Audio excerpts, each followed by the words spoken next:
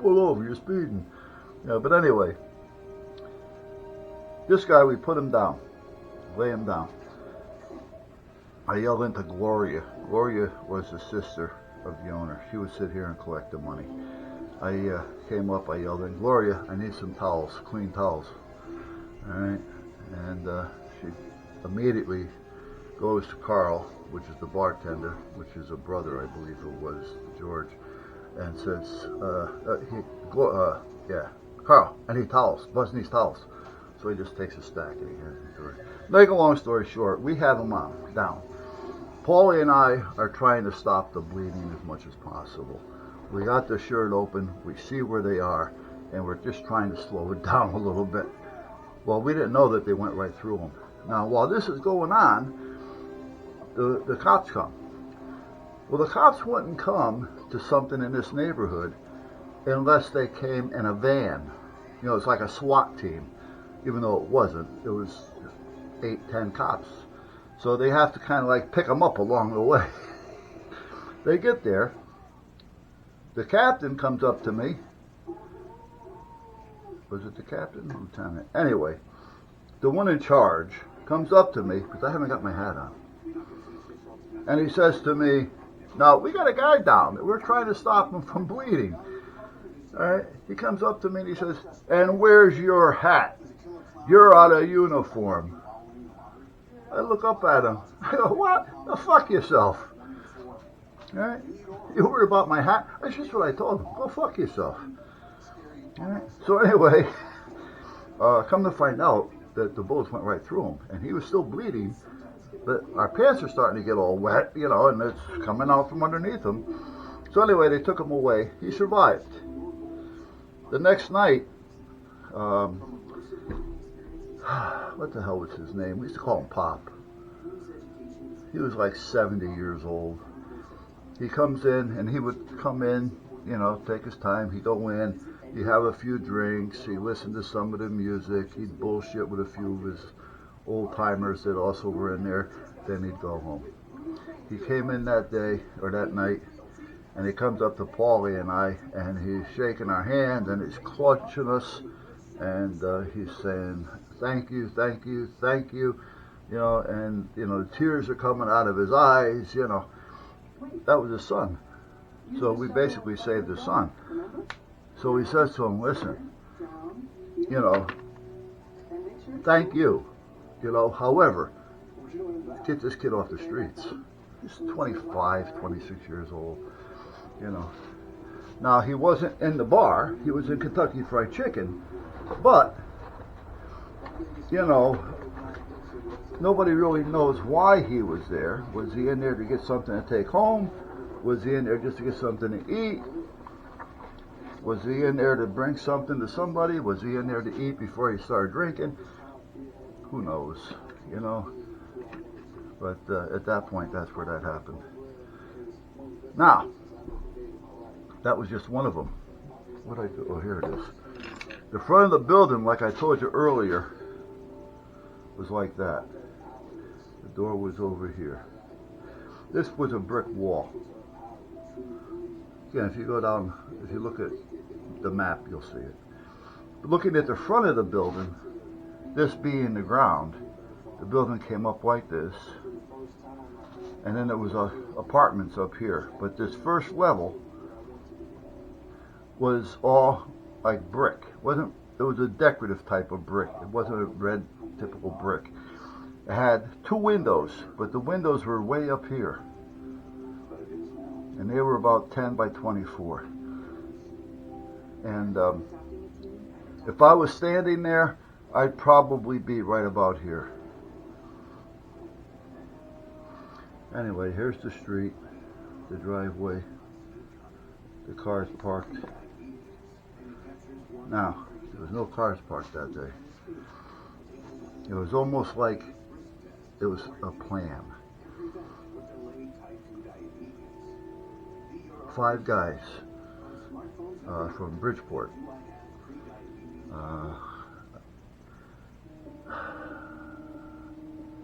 I don't want to label them, but I think if I was to say anything, I would say African American. you know. But anyway, they come up. They all go in the club. They all pay the $5. They want to see who's in the club, apparently. One of them had on a Dakota Duster type coat. You know, they hang way down. And we're looking, well, it's stylish, you know. However, it's not cold out. Not hot, but it's not cold by no means. Everybody that's in the club or coming in or going out, including us, didn't have any coats on or anything. And no blues, you know, the woolly pulleys. So then they come back out. Hey, have a good night, guys. Oh, we're gonna have a good night. Good, good. Enjoy yourself. They go out to the car. This guy comes out. I think it was Remy. I don't remember. Anyway, he comes out of the door. They come out of the car and they come up to here, and they're standing like this. Remy comes out of the door and he's standing here. So he's standing here, and they're all standing here. Okay, and Paulie and I are here saying, the shit's not going to go down. So these guys, they seem to be okay. However, you don't want to take these chances. So what happened was, I started to walk over here. And I'm going like this. Not tonight, guys. Not here. Find another spot if you're going to do this shit. Because they were going to shoot him. And I'm right about here. So I'm still out of fire. But I'm moving along. Hey, guys, you know. Paulie had moved down here and came over here. Because he didn't want to be in a line of fire, or put me in a line of fire, rather. Because if he sees somebody pulling, he's going to pull. He's going to shoot. This is the guy that we had to worry about with the trench coat. Well, sure as shit, he did open the coat, and I was able to see it, because I'm coming in this direction, and he had a shotgun in there. Not tonight. Here's the story. Now I explain to them, and they're listening to me.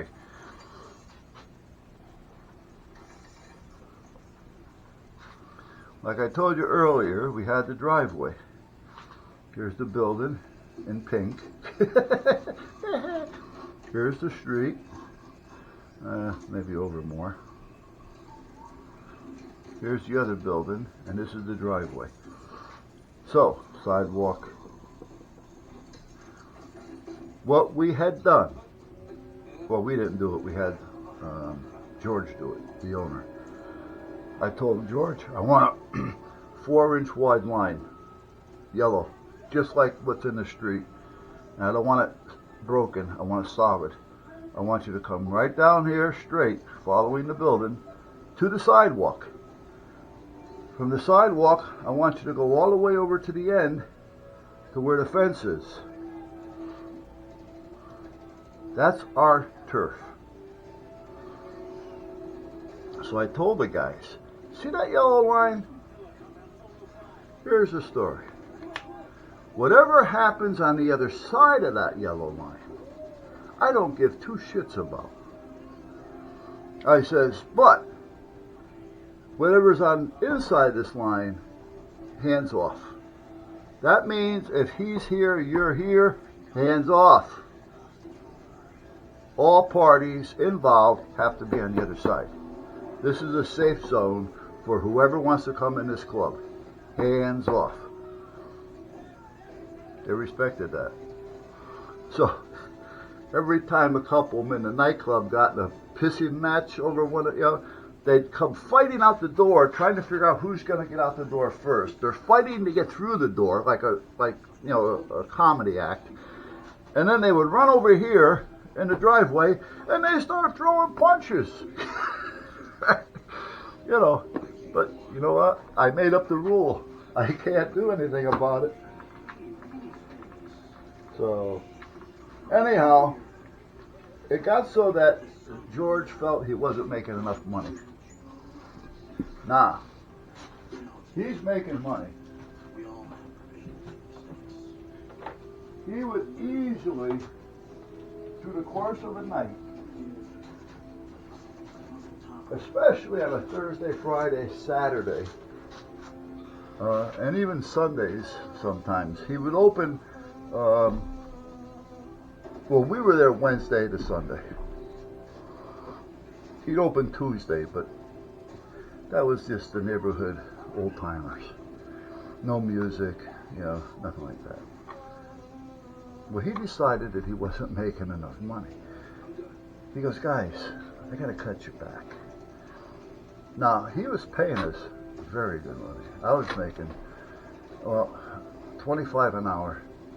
Plus, I was making $2.50 on every hour on every man I had working there.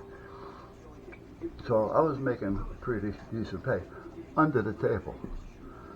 Cashamundo. Every Sunday rather, ka-ching, ka-ching, ka-ching.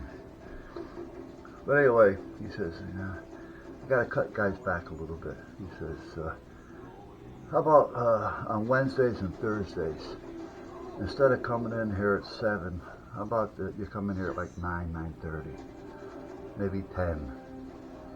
I said, it's up to you. I said, however, you know the crowd. And George was also Jamaican. I said, so if that's what you want, we can't say no. We're not going to say, if you don't keep us here all the time, we're going to shut you down. No, we're not going to shut you down. You're going to shut yourself down.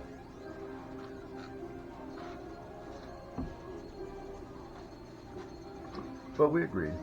Now, I still owned the store at the time.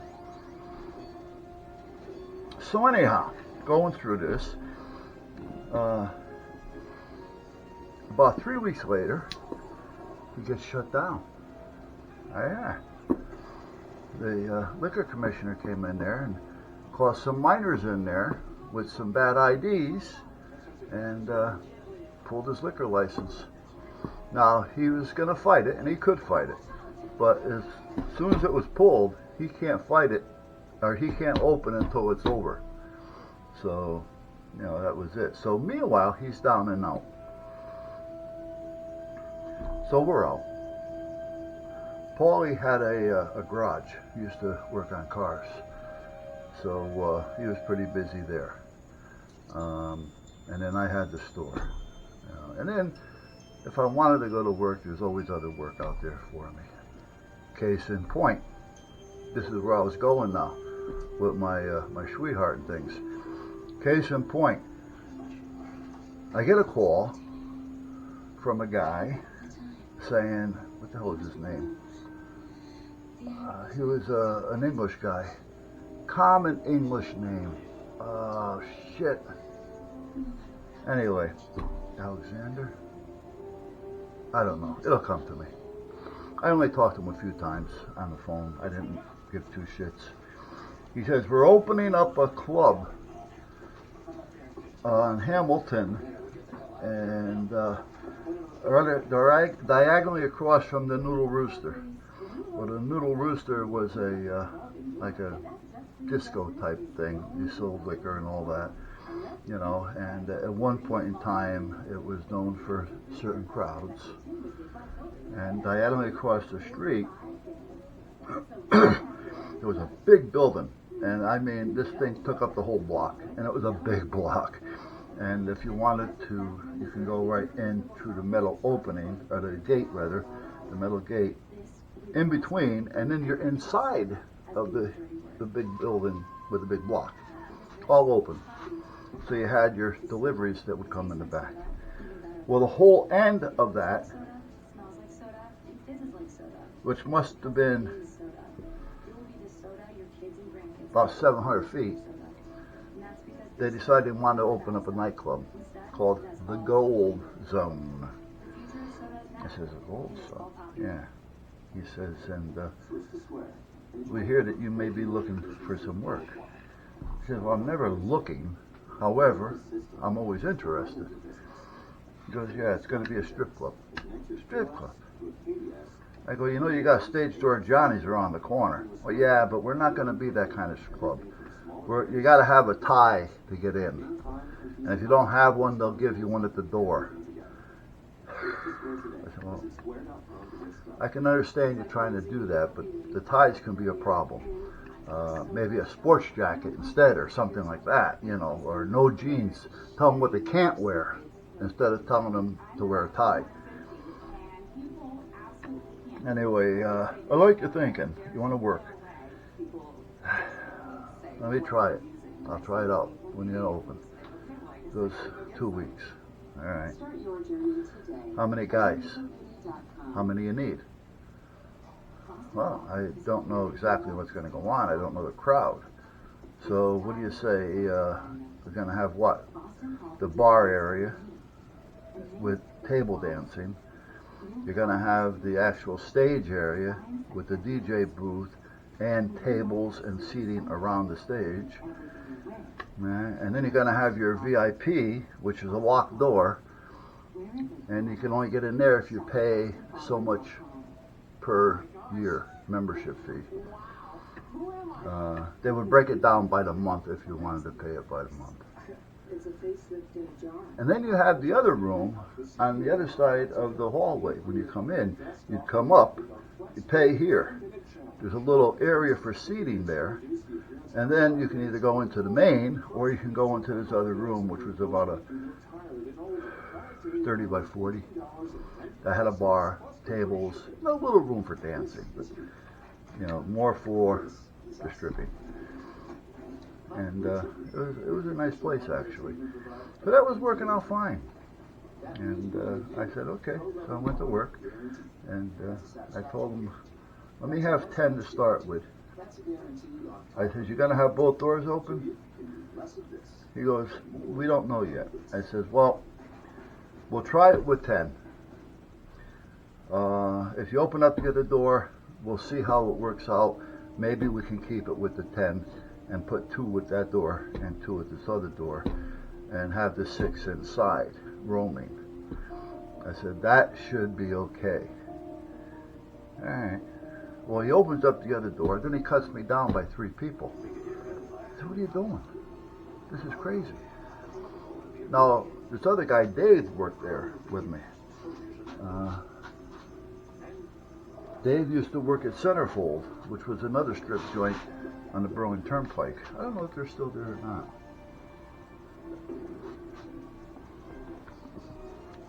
But I was there for about 7 or 8 months, and I decided I'm getting out of there. First of all, George comes by one night. It wasn't a troublesome place. There was trouble, but nothing like the other place.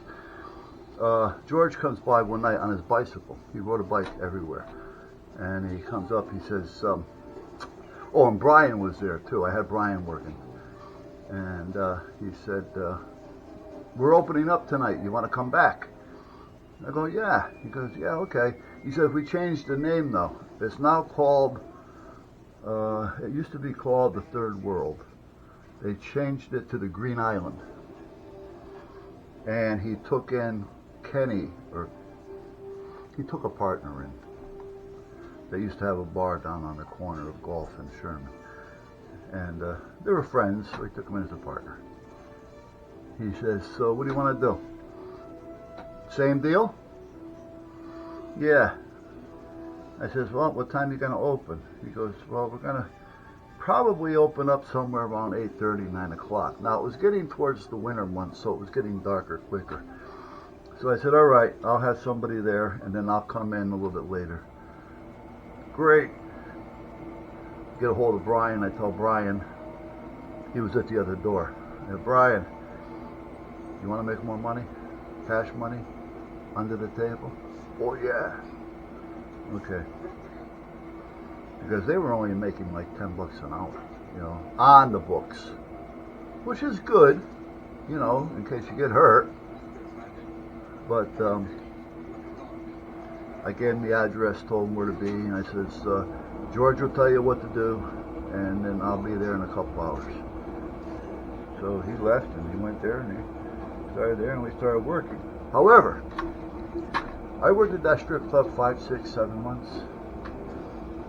I never, even though I had hundreds of opportunities, I never, ever even thought about it. I was there to do a job. I wasn't there to enjoy myself. Plus, I'm married.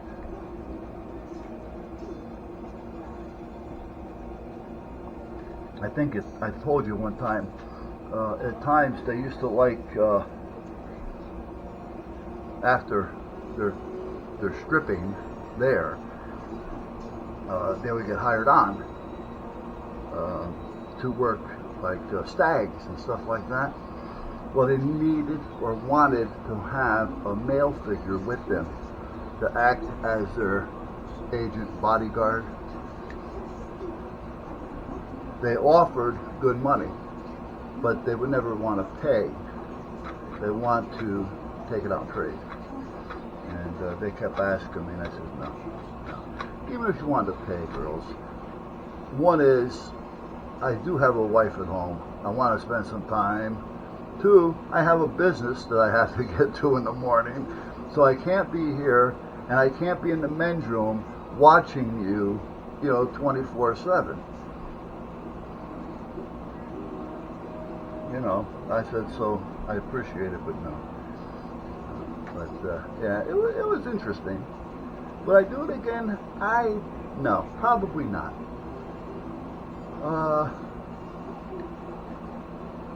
Well, I can't say that. Some clubs are easy. There's always the possibility, but they're easy. And if it was an easy club, and I was able to get in shape, I had some time to lose this and have Sal come back over, because right now he's in Florida. He's going to be coming over anyway. We're going to start getting back into the arts a little bit. But anyhow, other than that, that's about it. So there's another story for you. The story of the strip club. The strip.